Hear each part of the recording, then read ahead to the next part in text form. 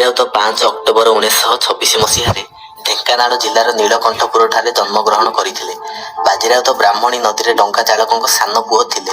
1938 ମସିହା ଅକ୍ଟୋବର 10 ତାରିଖ ରାତି ପ୍ରାୟ 8ଟା ବେଳେ ଯେତେବେଳେ ବ୍ରିଟିଶ ପୋଲିସ ମନ ଇଚ୍ଛା ଭୁବନ ଗାଁର କିଛି ଲୋକଙ୍କୁ ଗିରଫ କରି ଭୁବନ ପୋଲିସ ଷ୍ଟେସନକୁ ନେଇଥିଲା। ଭିଡ଼ିଓକୁ ଶେଷ ପର୍ଯ୍ୟନ୍ତ ଦେଖନ୍ତୁ। ଚାଲନ୍ତୁ ଆମ ସାଙ୍ଗ ସହିତ କଥା ହେବା। ମାନେ ଏ ଯେଉଁ ଡଙ୍ଗାରେ ସେ ପାର ହେଉଥିଲେ ସେତେବେଳେ କିଛି ଦୃଶ୍ୟ ଆପଣ ବର୍ଣ୍ଣନା କରନ୍ତୁ। ଜାଣିଥିବେ ତା ବିଷୟରେ? ଜାଣିଛି, ସେ ମଲାବେଳେ ମୁଁ ଦେଖିଛି। ମାରିଦେଲେ ତାକୁ ଡଙ୍ଗା ମୂଳରୁ ଫେରି। ଆଜ୍ଞା କୁହନ୍ତୁ।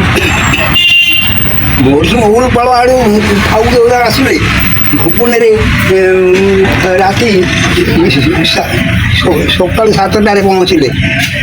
ଗୋଟେ ଜାତିଆ ଜଙ୍ଗଲରେ ବସିକିରି ସଭା କଲେ। ଆଜ୍ଞା ସଭା କଲେ ନଖ ନାୟକ ବୋଲିକିରି ଜଣେ ତାକୁ ଗୁଳି କରିଦେଲେ। ଆଜ୍ଞା ଭୁବୁନିଆ ତୋଡ଼ିଲେ। ଜଣେ ସାଇକେଲ ମାରିକିରି ଆସିଲା ହେଲେ ଆମ ନୀଳକଣ୍ଠପୁର କହିଲା କୋଉ ଗୁଡ଼ାକ ଆସୁଛନ୍ତି ତମ ଘାଟରେ ଯିବେ ବୋଲିକିରି। ଆମର ଗୋଟିଏ ଡଙ୍ଗା କରିଥିଲେ ଦେଶରେ ପାଳି କରି ଲୋକ ସେଦିନ ହେଉଛି ବାଜିଆ ପାଳି। ବାଜିଆ ଡଙ୍ଗାରେ ଥିଲା। ଆଜ୍ଞା ଏ 10-15 ଜଣ ଠେଙ୍ଗା ବାଡ଼ି ଧରିକିରି ବାହାରିଲେ। ଆମେ ଯାଉଛୁ ଆଉ ବାଜିଆକୁ କହିଲେ ତୁ ଡଙ୍ଗାଟାକୁ ଫିଟେଇକି ନେଇ ଇଆଡ଼େ କାତ ଫାତ ଲୁଚେଇ ଦେବୁ, ଆମେ ଯାଉ ତାଙ୍କ କତିକି। ଇଏ ଗଲେ ଅଧା ବାଟକୁ ଠେଲା ପେଲା ହେଇକିରି ରିହ ମରାମରି ହେଇକିରି ଆସିଲେ। ଦେଖିଲେ ଯେ ଡଙ୍ଗା ନାହିଁ ଘାଟରେ। ଡଙ୍ଗା ବାଜିଆ ଆଣିକି ତାଙ୍କ ଘର ସିଧା କଲାଣି। ଅଥଡ଼ା କରେ କରି ସବୁ ଦୌଡ଼ାକୁ ଚାଲିଗଲେ। ଡାକିଲେ ହେଇଥିଲା ଡଙ୍ଗା ଆଣି ଇଆଡ଼େ ପାର ହମ ନା ମୁଁ ଡଙ୍ଗା ଦେବିନି, ମୁଁ ତୁମକୁ ପାର ହେଇକି ନେଇ 2-3 ଥର ଡାକିଲେ। ଆଣିଲା ଲଗେଇଦେଲେ ଗୋଟେ ଉଡ଼ି ଆଉ ତା ମୁଣ୍ଡ ଖପରି ଉଠି ନେଲା ଆଉ ପଡ଼ିଗଲା ଯେମିତି ଡଙ୍ଗାରୁ। ତାଙ୍କର ପାଳିଥିଲା ସେଦିନ ମାନେ ତାଙ୍କର ପାଳିଥିଲା ସେଇଦିନ ମାନେ ସେଇଦିନ ତାଙ୍କର ପାଳିଥିଲା ନୌକା ନେବାରେ ସେଇଦିନ ପାଳିଥିଲା। ଟାଣି ଆଣିଲେ ଡଙ୍ଗାଟାକୁ ଟାଣି ଆଣିକି ବାଜିଆ ବାହାର କରନ୍ତି ଡଙ୍ଗାରୁ ଚଢ଼ି ଯାଇକି ଡଙ୍ଗା ଫେରିଦେଲେ ଆଉ ଫେରିଦେଲେ। ଇଏ ସବୁ ଫୁଟିଆ ଲୋକ କଲେ ଭିଡ଼ି ରଖିଲେ କହିଲେ ନାଇଁ ବାଜିଆକୁ ମାରିଦେଲେ ତୁ ଛାଡ଼ିବା ନାହିଁ ଆଉ ହାଣି ଯାଅ ମାରିଦେବା ଏମିତି ସବୁ ନାନାଦି କଥା କହିଲେ। ଗାଁ ଲୋକ କେହି ଯାଇନଥିଲେ 10-15 ଜଣ। ଗାଁଟା ଆମର ଇଆଡ଼େ ନଈଟା ହେକରେ ସେଟା ନଈ ଆମ ଗାଁ ଘର ହେ ନଈ ମଝିରେ ଆସିଲି ମାଡ଼ି ଆଉ କୋଉଠି ଛାଡ଼ିଲି। ସେତିକି ଥାଉ ଯେତିକି ଆପଣ ଜାଣିଛନ୍ତି ମାନେ ମନେ ରଖିଛନ୍ତି ସେତିକି କହୁଛନ୍ତି ଆଉ।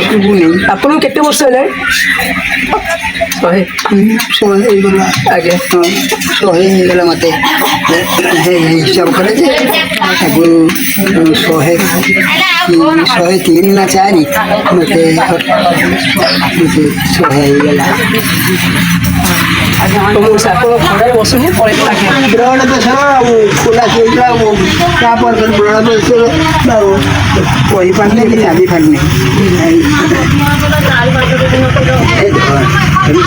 ଛୁଟିଆ ଭିଜିକିରି ଲଗେଇକି ଭିଜି ରଖିଲେ।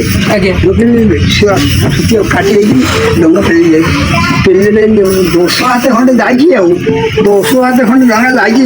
ମାଇଲେ ବୁଡ଼ିଲେ ଢିଠା ଯେମିତି ନଈରେ ହେଲା ଗାଁ ବାଲା ସବୁ ଯାଇ ବୋଧା ହେଇ ପଡ଼ିଲେ। କ'ଣ ହେଲା ବୋଲି ଦେଖିଲେ ବେଳକୁ ପୌଦ ଗୁଡ଼ାକ ମାରି ଦେଇକି ପଳେଇଛନ୍ତି ଆଉ ଇଏ ସବୁ ରକ୍ତ ହେଇକରି ସବୁ ପାଣି କୁଡ଼େ ଏଠି ଗୋଟେ ରକ୍ତ ନଈକି ବୋହି ଯାଉଥାଏ। ଇଏ ସବୁ କାନ୍ଦ ବୋବା ପଡ଼ିକି ସବୁ କାନ୍ଦୁଛନ୍ତି।